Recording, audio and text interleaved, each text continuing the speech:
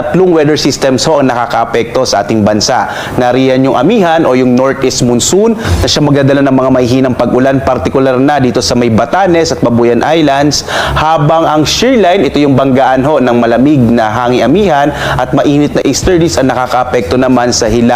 silangang bahagi ng Northern Luzon, at sa malaking bahagi ng ating bansa patuloy yung pag-iral ng easterlies o yung hangin nga na nagmumula sa karagatang Pasipiko. Ito ay mainit at medyo basa din ho at maaaring magdala ng mga pag-ulan lalong-lalo na dito sa may silangang bahagi ho ng Visayas at ng Mindanao. At generally ho, fair weather ang mararanasan sa malaking bahagi ng ating bansa, pero may mga pag-ulan pa rin na dulot nga ng mga localized thunderstorms, ng shear line at ng easterlies. Dito sa Luzon, inaasahan pa rin natin, at bago po yun ay wala po tayong inaasahan na bagyo na papasok o mabubo sa loob ng Philippine Area of Responsibility. Posible nga ho para sa linggong ito, maliit yung tsansa na magkaroon